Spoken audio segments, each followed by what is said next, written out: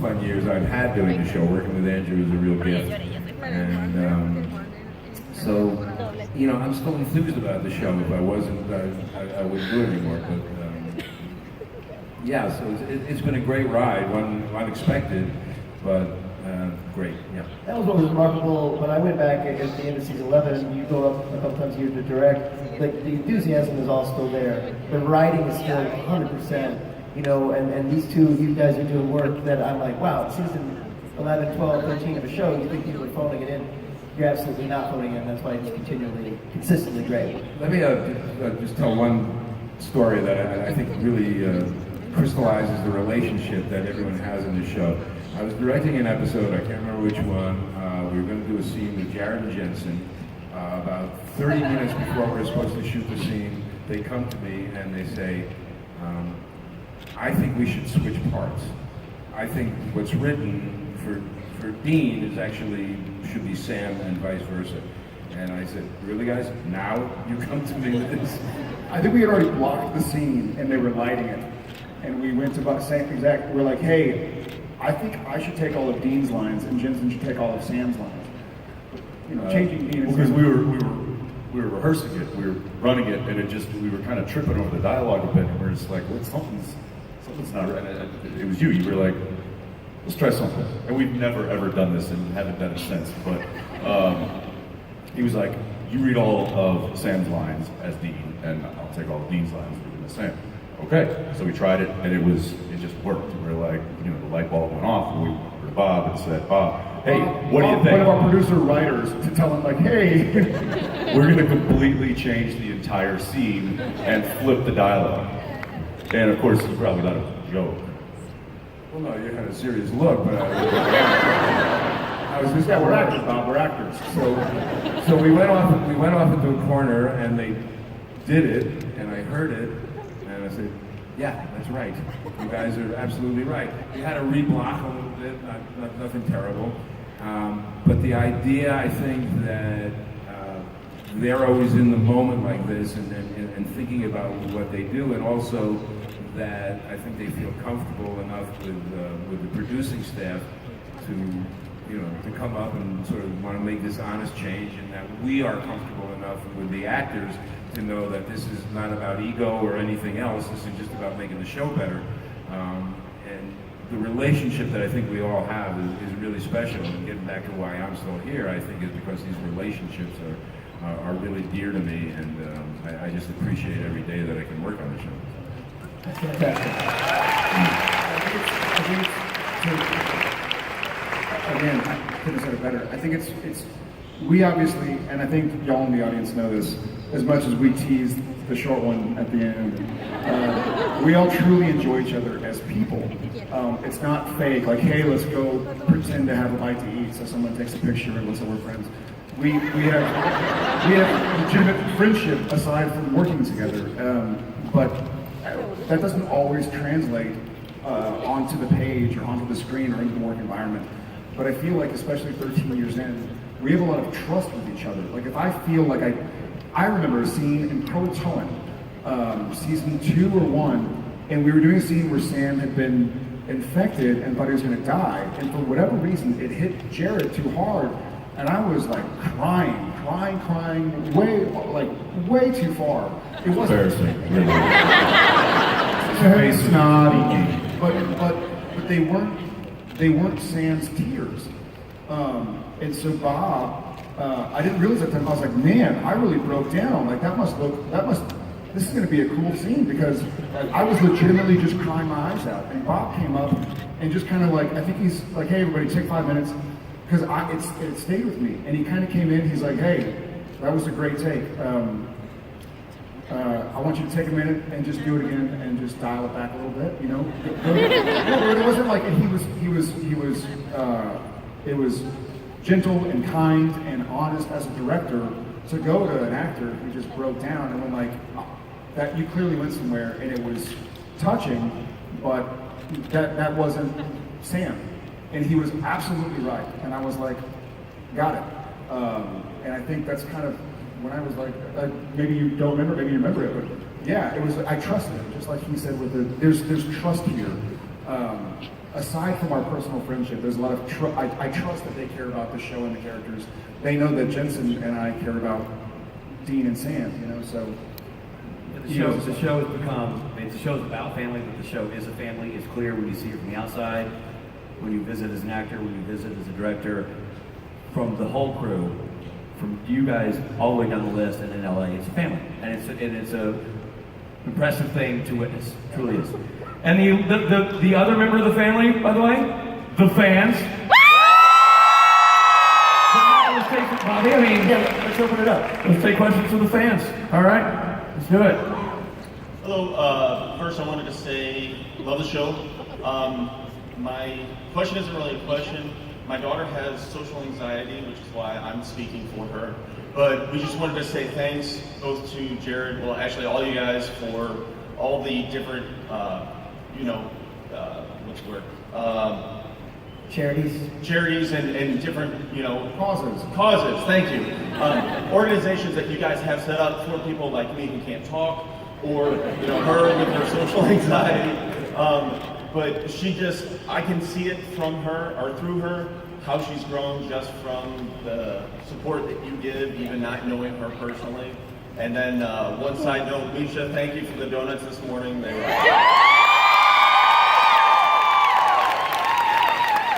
Nice to meet you. What's your daughter's name? Kaylee. Kaylee, nice to meet you. That's very, very brave of you to stand up in front of thousands of people. Very brave. Well, let's be honest. It's embarrassing to see Misha suck up that hard in the family. That's not going to change the outcome. Each donut had, did you look at the wrapper? It said, please, if you take this donut, please tweet to Andrew Dad to bring me back. It was actually a binding contract. If you take this donut, you have to send him hate mail until I come back. I don't know, did you notice a billboard coming into town? Save Castiel. Thanks, guys. All right. Hi, my name is Emily. I'm a huge fan. I had a question about what was your favorite props, Jensen, Misha, and Jared, like throughout the show. And yeah, I really love you guys. You have any favorite props throughout? Favorite prop? Baby is not a prop. Baby's a character. No, baby is a part of me.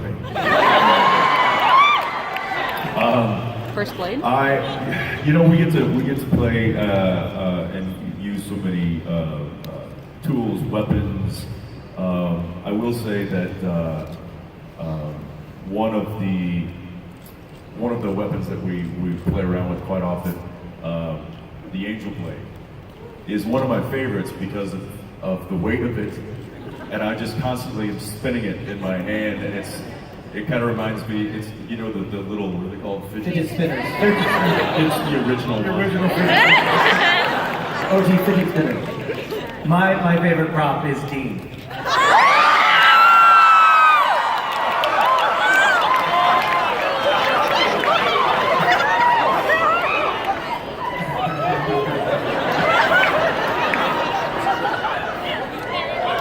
And that's why he's no longer with us.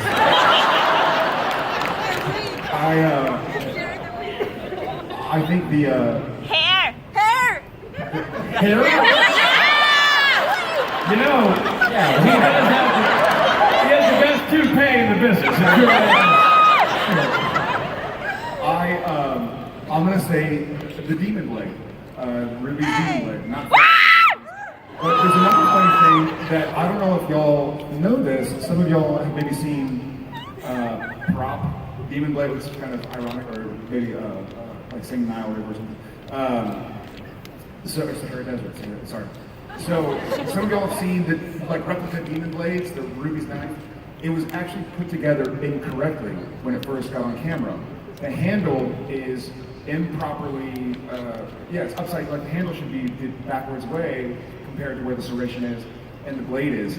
And for some reason, I found that out early on, and it always occurs to me whenever I hold it, because when you hold it, not like there's scenes where I have to pull it out of my back pocket or something, and you put it in a certain way, expecting the handle to fit ergonomically a certain way, and you pull it out, and the blade is facing me, and I'm like, I'm going to do that again. So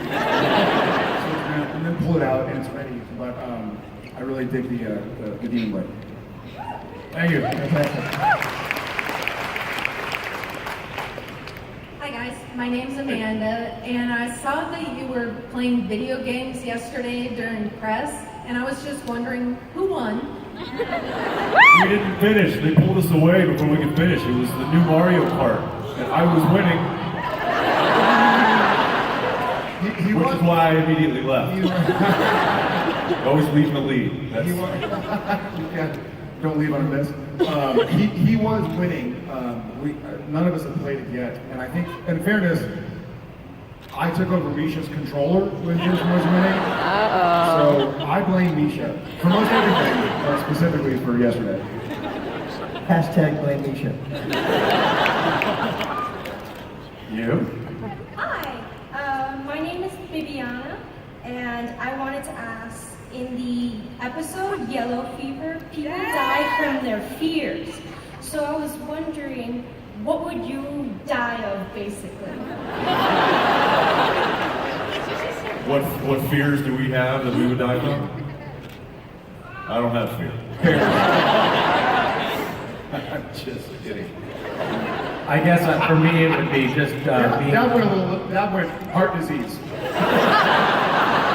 I mean, statistically speaking, Liver it feels failure. likely.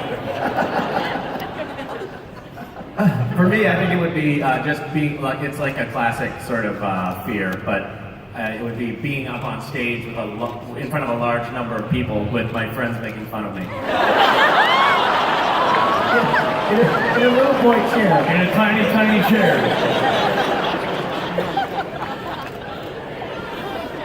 I don't know, What fear would you have?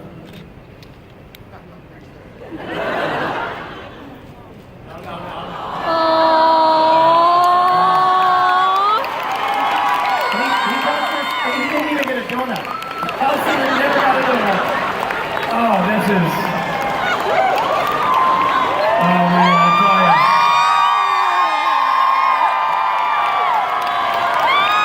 Oh, thank you. Misha, you are so fired. By the way, that's all for today, guys. Thanks. So fear, where'd you land on that? Like, where are you in the fear bit?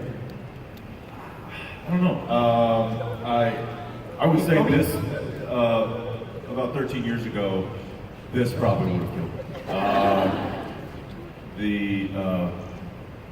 This is not, I mean, we're up here talking and having a good time and making jokes, but it's daunting. I mean, there are a lot of people in this audience, and to get up and try to speak eloquently and not trip over your words or just not trip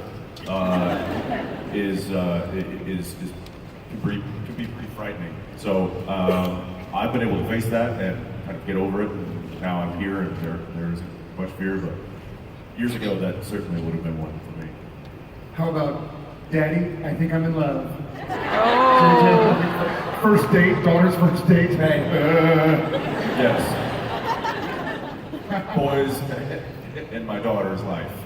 Yeah, Fear number one. I get that. I know, what is it? The guns don't kill people?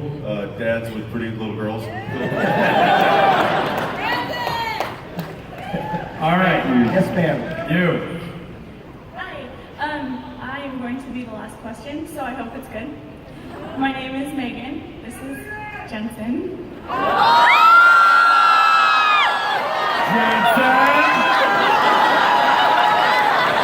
And this is Baby. Yes. And so Is Baby gonna be named Baby? Please name Baby Baby. possibly How old is Jensen? a year and a half. Nice. Well, but that name served me well. I hope it serves you well. What's his middle name? Michael, Michael. Archangel, but Of course. I have to ask Okay, sorry. Question. which character do you feel would make the most interesting spin-off?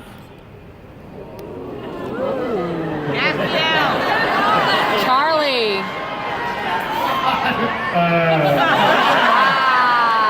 No, sir.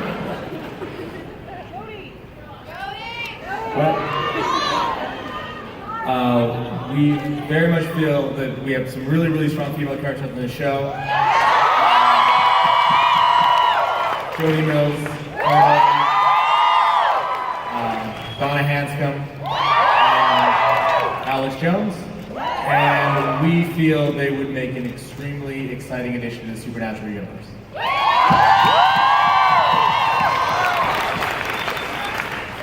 There we go.